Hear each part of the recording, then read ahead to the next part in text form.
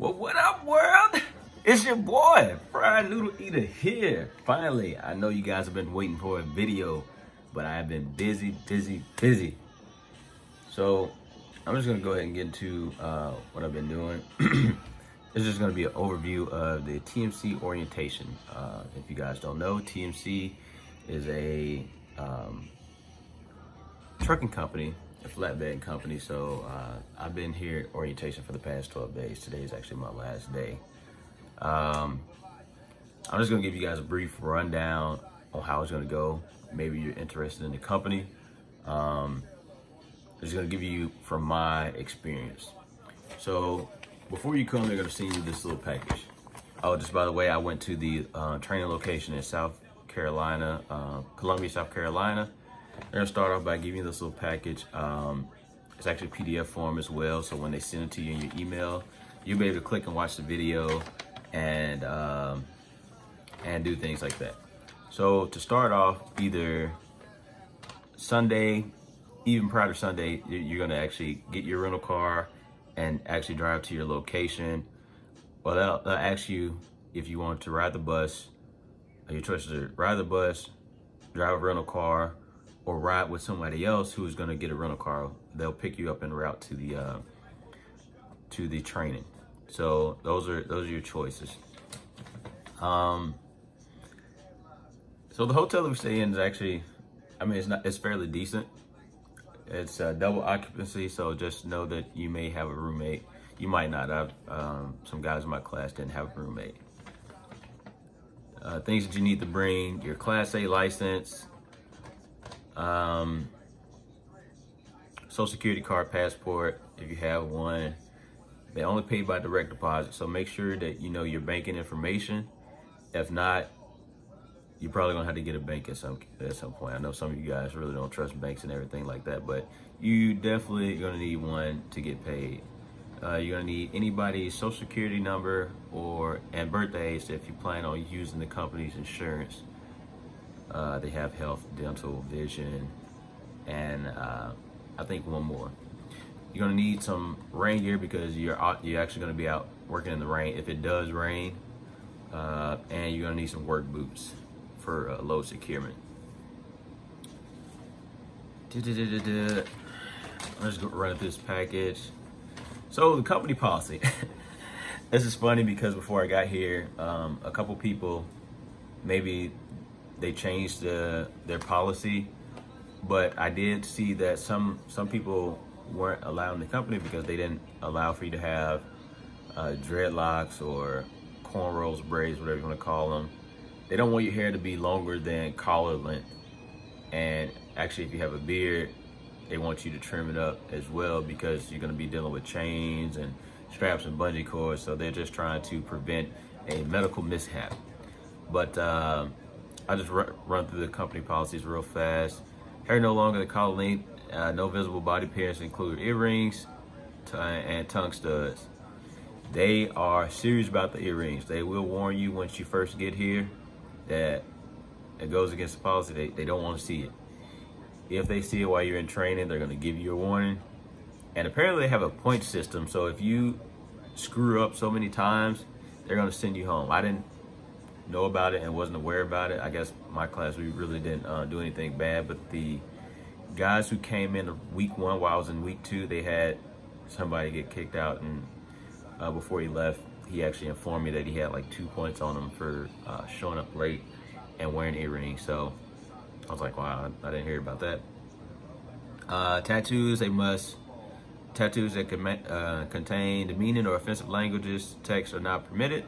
All tattoos must be covered while at customer locations, meaning if you go to drop off some equipment that's on your trailer, your tattoos need to be covered up, so long sleeves or something of that nature. Beards must be neatly trimmed. Accommodation of religious beliefs in terms of grooming and appearance may be difficult in light of safety issues and create undue hardship. However, trainees requesting workplace grooming and or appearance accommodation based on religious beliefs should contact Human Resources Department. So I will tell you, they are, when it comes to religion and things of that nature, I think from my own experience, I think the company is an equal opportunity employer.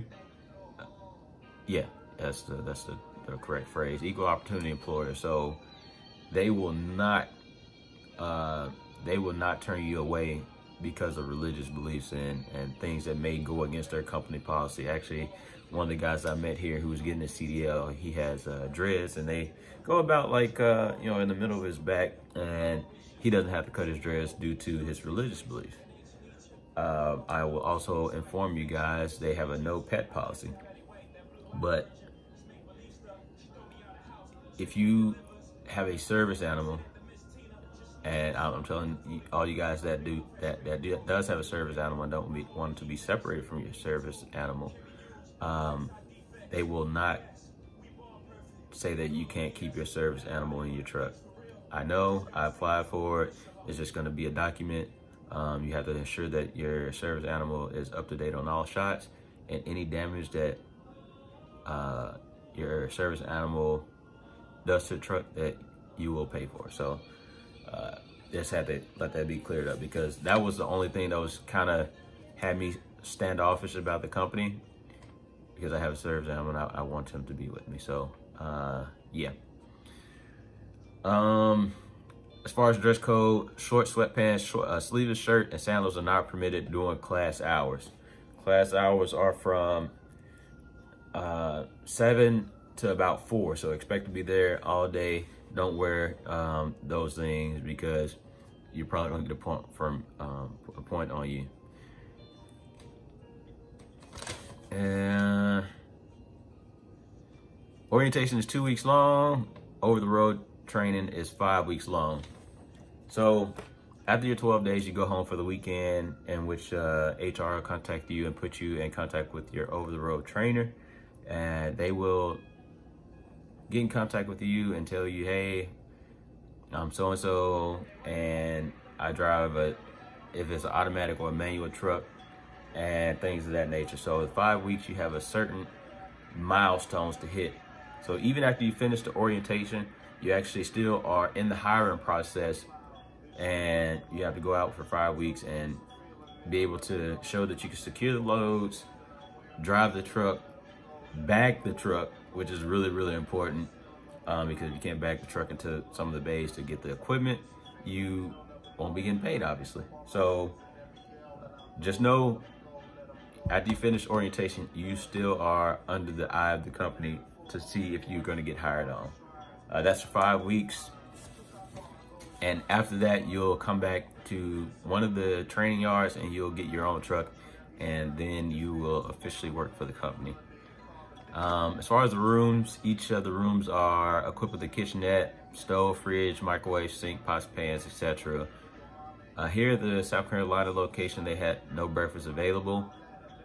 But I do know when I was supposed to go to the Iowa location before I moved, they actually did have a breakfast option for like $3.15 like every morning if you wanted to participate in that.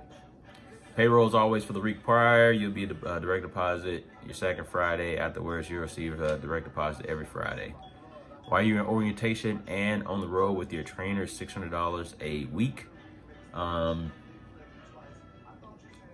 You get a bonus of $150. Obviously, that all that stuff is in your little orientation package. So, the most important part, once you get to the orientation, the first Monday is going to be long. Like Sunday is going to be your travel day. You're going to check into the hotel and things of that nature. But Monday is going to be long. So I'm telling you guys, be ready for it. You have like a 6 o'clock showtime on the bus. They'll come pick you up from the hotel, transport you down to the orientation yard. The first day we sat and did majority of the paperwork, and you got your medical screening.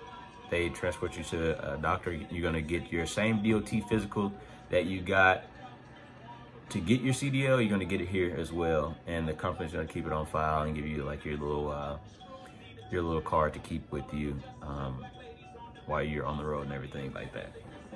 So I think that took majority of the day. Tuesday, so they get your physical, you get this nice little TMC handbook. It's a reference guide, everything that you need to know about the company and do with your loads as far as securing them. Bagging, they talking about injuries, they're talking medication and things like that. All that stuff is in here. Very, very important if you're going to be on your own and you have to reference whether securing the load or things of that nature. So keep that. Look through it. It is fairly important. Actually, I'm going to say it's really, really important because for the next 3 days, you're going to be doing a series of tests. The first 3 tests aren't timed. You're able to reference your book, and it's a little green book, the FRC, like it's the regulations that dictate everything that you can do on the road as far as how far you can drive, hours of service, and things of that nature. So take your time. Even though it's not timed, take your time and actually take the test serious, because if you don't make a high enough score, there's going to take the average of your scores, and that can get you nixed from training. Just letting you guys know, I seen it. I had a guy in my class, my orientation class, who got nixed because of his scores. And it's open book, so I'm not sure how you can do bad on it, but take it seriously. Your first 3 tests is like a general knowledge on combination vehicles, I think. I want to say it's the math one and one more test. All were open book. The 4th day, which I think was Thursday, you do a hours of service test. Now, this is the most important one, and it caused a lot of people to bring their average down. This one is timed. It's 45 minutes. 45 minutes. A lot of people did not finish that test. Luckily, I finished it, but I didn't take much time on a lot of the answers. A lot of people took a lot of time on those answers, and they weren't able to finish the test, and it brought their average for the test down really, really far. Like I saw some 30s and 40s.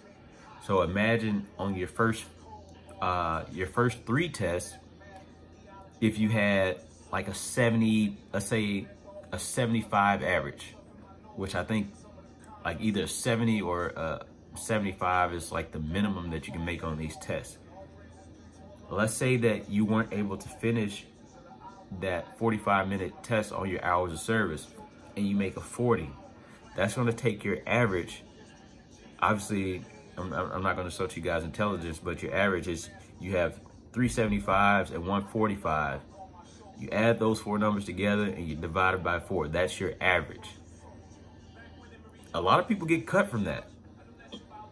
So please, please, please pay attention if you plan on working for this company. It's important. I'll leave it at that, man. I'll leave it at that. So next, so we got to Friday. I can't really remember Friday. It's kind of a blur. That was our last day in basically the orientation class. And I think we met our load securement trainer at that point. And for the next 2 days over the weekend, we practiced load securement. So, excuse me. The trainer for load securement talked really, really fast. And I'm still gonna give him his kudos. His name was Tim. Mr. Tim talked really, really fast. I think he's the type of person who knows a lot of people don't really learn well, especially this type of information. They don't really learn it well from reading it or listening to somebody give them the information.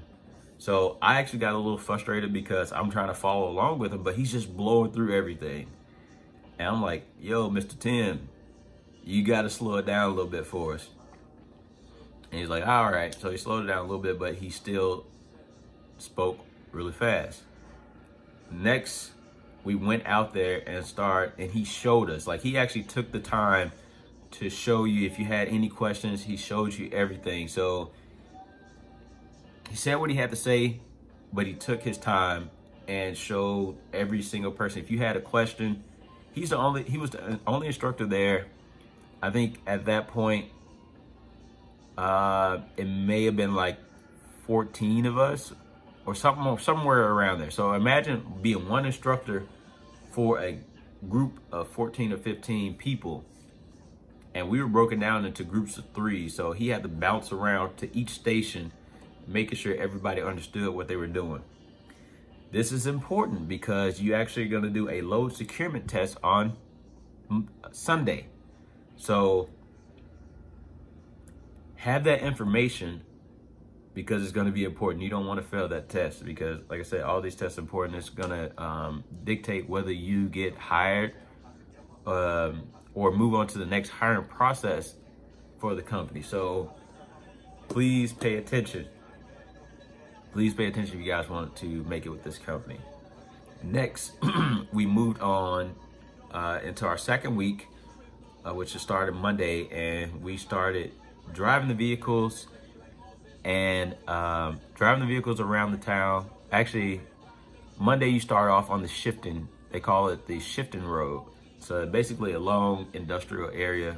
It's a long road where you practice the upshifting and the downshifting of the truck. Listen to me, guys. This is important for shifting these trucks. I know that most of you guys probably just got your CDL, or maybe you're an experienced driver already. These trucks are not like those trucks that you probably drove to get your CDL. These are 2014, 2015, 16, and up. Peterbilt 579s. They do have some automatics, so if you have automatic restrictions, don't worry. But these manuals, they're 8-speed. They have 8 speeds in them. Well, actually 9-speed if you count the low. Excuse me. They have 9-speed transmissions in them. So I know for going to my CDL class, we had 10 speeds. So going down to the 9-speed or 8-speed pattern, it's just like that H pattern. So 1 is up, 2 down, 3 up, 4. Shifter to the high side, 5, 6, 7, and 8. So it's important to know that I already went into this with an empty cup. Simply saying because I know no truck is going to be the same. I got on that shifting road. Actually, the instructor drove us down to the shifting road. At that point, you guys change seats and they see what you got. This is important to get down to learning that truck as fast as you can, but as efficiently as you can, because at that point, you only have until Thursday to test out. Actually, even before Thursday. Wednesday, if you can't drive the truck by Wednesday, there's a very good chance that you're gonna go home. They're gonna give you some walking papers. So listen to me carefully. Very, very carefully. If you were taught how to float, follow along those same concepts, but you still have to double clutch the trucks. So when you're going to shift these trucks, put a little bit of pressure. If you're in first gear, put a little bit of pressure on the shifter. So you go in the first gear, it's up and to the middle. Start pulling down a little bit on it. And I'm not talking about try to yank it out of gear because it's just not going to work. Start pulling down on it a little bit. And I know probably a lot of you guys seen SpongeBob, whether you have kids or you grew up watching SpongeBob. You know the episode where he was trying to get his license and Patrick was under his hat telling him exactly what to do? Use that big toe. That's all you need on that clutch to change the gear. We had some people that couldn't get it. They were used to those old Freightliners and having to actually push it down to engage the clutch. Use your big toe. Use your big toe. It took me a second to actually get it to where it was like butter. But if you start putting a little pressure on the gear shifter and barely tap, like I got in trouble so many times just for resting my foot on the clutch because unbeknownst to me, that's the only pressure that it needs to engage the clutch. So when you drive it, keep that foot flat on the ground. When you're getting ready to shift, pull back on the shifter a little bit and barely tap. It's gonna come right out of gear. Do it again, double tapping it, and it's gonna shift into the next gear. I cannot stress that enough. That is a key. It helped me dramatically, and I think, I'm not here to brag on myself, but I was probably one of the best drivers from my week. So that is literally a cheat sheet. Now, if you get in the truck and that doesn't work for you, literally message me and I will apologize for to you. But that's what works best.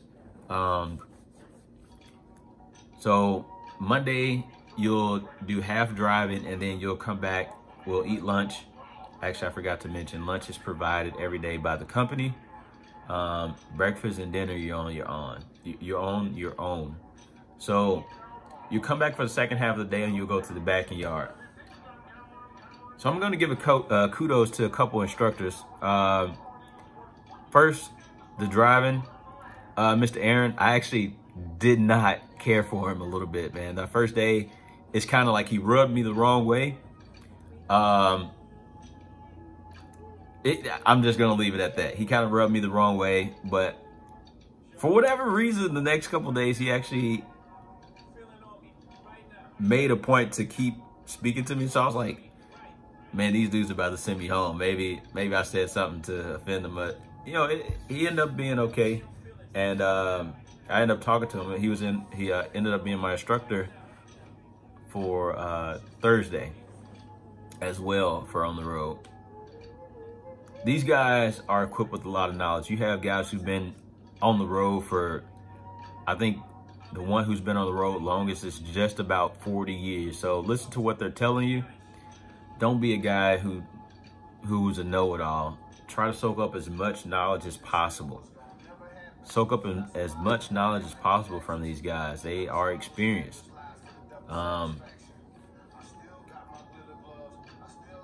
Yeah, I'll leave it at Mr. Aaron for driving instructor. He's pretty knowledgeable.